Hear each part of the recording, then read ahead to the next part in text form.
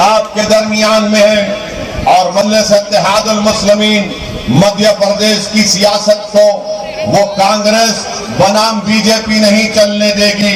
मुझे पूरा यकीन है कि मध्य प्रदेश की सियासत में एक तीसरे विकल्प का यहाँ पर एक बहुत बड़ा स्कोप है, मैदान है और मजलिस इत्तेहादुल मुस्लिमीन इंशाअल्लाह ताला आने वाले वक्त में मध्य प्रदेश की सियासत में एक तीसरी ताकत बनकर उभरेगी। मेरे अजीज दोस्तों, मेरी इज्जतदार माँ और बहनों, मैं आपसे अर्ज करने आया हूँ कि आज आप खुद मेरी इन बातों पर गौर करिए और सुनने के बाद एक अच्छा फैसला आप लीजिए। आप मुझसे बेहतर जानते हैं कि मध्य प्रदेश में आप पहली जमात से 12वीं जमात में कितने बच्चे स्कूल में जेर तालीम है।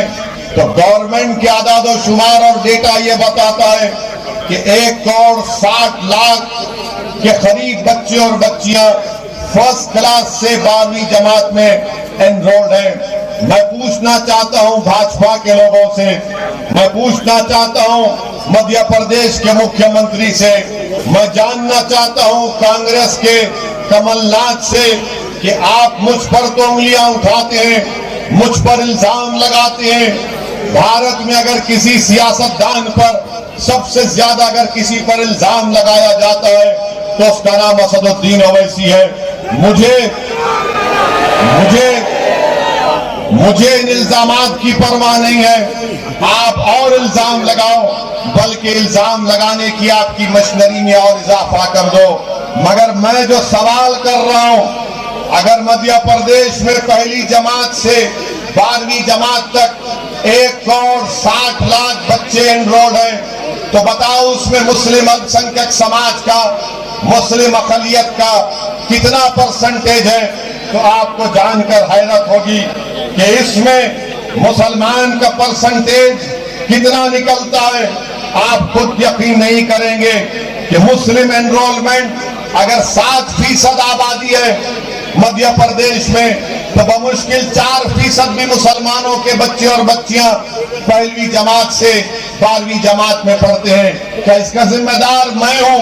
किसने आपसे कहा था कि अल्पसंख्यक समाज मुसलमानों के बच्चों को तालीम मत दिलाओ? किसने आपसे कहा था कि मुसलमानों के मोहल्लों में स्कूल को मत खोलो? किसने आपसे कहा था कि अगर हमारे बच्चे हायर एजुकेशन की तालीम हासिल करना चाहते हैं तो आप उनके लिए कॉलेजेस ना खोलें? मैं आपसे अर्ज कर रहा हूं कि ये मसाइल हैं, जज्बाती तकारीर और नारों से कुछ नहीं होगा। अगर आप ये चाहते हैं कि जमीन पर नाइंसाफी का खात्मा हो, तो नौजवानों मेरी इस बात को जहन नशीन कर लो कि इम्तियाज जलील, असदुद्दीन ओवैसी, फेरोज लाला और डॉक्टर गफ्फार कादरी मध्य प्रदेश को अपनी मकबूलियत में इजाफा करने के लिए नहीं आए हैं। अगर हम यहाँ पर आए हैं, नौजवानों तुम्हारे मुस्तकबिल की लड़ाई लड़ने के लिए आए हैं, तुम्हारा हक दिलाने के लिए हम आए हैं। और हम ये चाहते हैं कि मध्य प्रदेश की सियासत में आपको अपना हिस्सा मिले। मजलिस की लड़ाई हिस्सेदारी की लड़ाई है और जब तक अल्पसंख्यक समाज को, दलितों को सियासत में उनका हिस्सा नहीं मिलेगा, हम लड़ते रहेंगे, एहतजाज करते रहेंगे और आवाम के दरमियान में आते रहेंगे। मेरे अजीज दोस्तों, इत्तेहादुल मुस्लिमीन भड़काऊ भाषण देती है, कम्युनल पॉलिटिक्स करती है। मैं जितनी बात यहां पर कहा उसमें कम्युनल क्या है बताओ? स्कूल में बच्चे नहीं है, upper primary, secondary, higher secondary, degree college में नहीं है, तो क्या ये कम्युनलिज्म है? बगैर नोटिस के घर को तोड़ना क्या कम्युनलिज्म नहीं है, बल्कि उल्टा सरकार का कम्युनलिज्म है ये। अगर आप गरीबी मेरा मुकद्दर बना दोगे, बेरोजगारी मेरा मुकद्दर बना दोगे, तो फिर ये देश और ये प्रदेश कैसे तरक्की करेगा? पिछले कई 7-8 साल से भाजपा की सरकार देश में, आज हमारे वतन अजीज भारत में बेरोजगारी नौजवानों का मुकद्दर बन गया। मैं उन युवाओं से अपील कर रहा हूं जो भाजपा को वोट देते हैं, कभी तुम सोचो कि क्या तुम्हारे घर में चिराग जलता है? क्या तुम्हारे घर में तुमको, तुम्हारे भाई बहन को पढ़ाने के लिए फीस का इंतजाम तुम कर पाते हो? आज पेट्रोल और डीजल की कीमतें आसमानों को छू रही हैं। बेरोजगारी का तनासुब 8% 1% अनएम्प्लॉयमेंट हो चुका है। कौन जिम्मेदार है इसका? महंगाई आसमानों को छू रही है। तो भाजपा के लोग बोलेंगे अरे नहीं, महंगाई को मत देखो, हमने फुला चीज बना दी। महंगाई की बात करेंगे तो बोलेंगे ओवैसी मुगलों की तारीफ करता। हाँ, मध्य प्रदेश के मुख्यमंत्री मैं मानता हूं, देश के प्रधानमंत्री आपसे भी कह रहा हूं कि अगर भारत में अगर युवा बेरोजगार है, महंगाई आसमानों को छू रही है, डीजल 1 लीटर 102 रुपये हो चुका है, तो इसका जिम्मेदार यकीनन औरंगजेब है, मोदी नहीं है। बच्चों के पास नौकरी नहीं है, बादशाह अकबर जिम्मेदार है। पेट्रोल 104 रुपये हो चुका है, 115 रुपये हो चुका है, इसका जिम्मेदार ताजमहल बनाने वाला। अगर वो ताजमहल नहीं बनाता तो आज पेट्रोल 40 रुपये में मिलता। बिल्कुल सही है, मैं मानता हूं देश के प्रधानमंत्री, गलती की इसने ताजमहल बनाया, गलती की इसने लाल किला बनाया, नहीं बनाना था। वो पैसे बचा कर रखना था कि 2014 में मोदी जी आएंगे, उनको पेश कर दो। आप बताइए, हर चीज को लाकर मुसलमान जिम्मेदार है, मुगल जिम्मेदार है। अरे क्या भारत की हिस्ट्री में किस मुगलों की हुकूमत थी? उससे पहले नहीं थी? अशोका की हुकूमत नहीं थी? कि चंद्रगुप्त मौर्य की सरकार हुकूमत नहीं थी? कई सरकारें थी, मगर बीजेपी की आंखों में सिर्फ मुगल दिखता है। एक आंख में मुगल, दूसरी आंख में पाकिस्तान। ना हम मुगलों के जानशीन हैं, ना हमको पाकिस्तान से कुछ मतलब है, मगर इनको सब चीज नजर आती। जिन्ना जिन्ना, अरे जिन्ना से हमको क्या करना है? हमने जिन्ना के पैगाम को ठुकरा दिया। आजादी के 75 साल का जश्न हम 15 अगस्त को मनाने जा रहे हैं। तो भारत में जितने 20 करोड़ मुसलमान हैं, वो इस बात की गवाही दे रहे हैं कि उनके दादा और परदादा ने पाकिस्तान के पैगाम को ठुकराया था और भारत को अपना वतन अजीज माना था। भारत हमारा वतन अजीज है, हम भारत को नहीं छोड़ेंगे। तुम लाख नारे लगा दो, छोड़ के जा, छोड़ के जा। छोड़ना तो दूर की बात, हम जिंदा भी रहेंगे तो इस जमीन पर सीना तान के रहेंगे और मरेंगे भी अल्लाह के हुक्म से। तो हमारी चेहरों पर मुस्कुराहट होगी और इस जमीन के अंदर हम जाएंगे इंशाअल्लाह। तो मेरे अजीज दोस्तों और बुजुर्गों, ये मसाइल हैं। इस मसाइल के खिलाफ आप देश में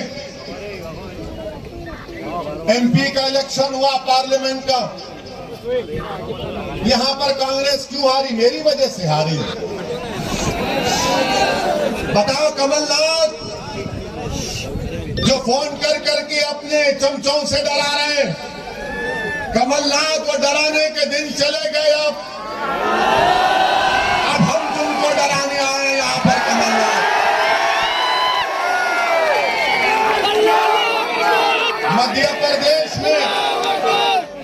मध्य प्रदेश में भाजपा जीत गई।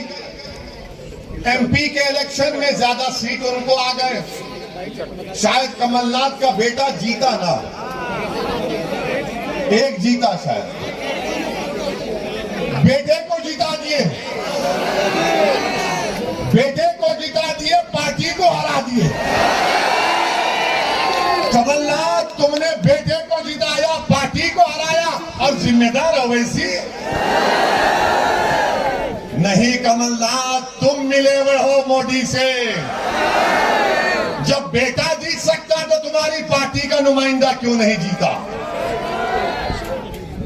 अच्छा, तो मेरे अजीज दोस्तों और बुजुर्गों, तो इसलिए कमलनाथ साहब को भूल जाइए, अब इनसे नहीं होने वाला है, नहीं होता इनसे। मुख्यमंत्री मंत्री बने, 20 कांग्रेस के एमएलए मोदी के गोद में बैठकर चाय पी रहे हैं। मैं जिम्मेदार हूं, मैं जिम्मेदार हूं। क्या मैंने इनसे कहा था कि आ गुलाब जामुन खा और भाग? सिंधिया भाग गए, मुझसे पूछ कर गए थे क्या, या मुझे फोन किया था, mister Owaisi what is your opinion to that? सब भाग रहे हैं, आप भी कब भाग रहे हैं बता दो उनको। ये सब कांग्रेसी मिले हुए हैं, ऊपर जाकर ये एक हो जाते हैं और आपको बेवकूफ बना रहे हैं। बहरहाल मेरे अजीज दोस्तों और बुजुर्गों, क्या 6 जुलाई को आप खंडवा में मजलिस इत्तेहादुल मुस्लिमीन को कामयाब करेंगे अपने दुआ वोटों से? नहीं पढ़ते, इसलिए नहीं पढ़ते कि तुम हमारी औलाद को पढ़ाना नहीं चाहते, तुम उनकी तरक्की के दुश्मन हो। तुम बर्दाश्त नहीं कर सकते कि मुसलमान का बच्चा डॉक्टर, इंजीनियर और आईपीएस और आईएएस ऑफिसर बन जाए। तुम उसको वही टायर का पंक्चर बनाकर देखना चाहते हो। असदुद्दीन ओवैसी ये पैगाम देने आया है कि टायर का पंक्चर अगर बाप बनाएगा तो बेटा गाड़ी खरीद कर गाड़ी चलाएगा इंशाअल्लाह। ये हमारा हौसला है, ये हमारा ख्वाब है। तो मुझ पर इल्जाम लगा दिया जाता है कि असदुद्दीन ओवैसी और मजलिस इत्तेहादुल मुस्लिमीन भड़काऊ भाषण दे रही है। मैं भड़काऊ भाषण नहीं देता हूं, मैं आवाम के दरमियान में आकर आवाम के दिलों में जो जज्बात है उसको अपनी जबान से बयान करता हूं। अगर कोई सोया हुआ है तो मैं उसको जगाता हूं, अगर किसी को अपना हक नहीं मालूम तो उसके हक की बात करता हूं। मेरा काम शऊर को बेदार करना है, मेरा काम नौजवानों को खड़ा कर देना है और उनसे कहना है कि तुम भारत में मध्य प्रदेश में दूसरे दर्जे के शहरी नहीं हो, तुम अव्वल दर्जे के शहरी हो।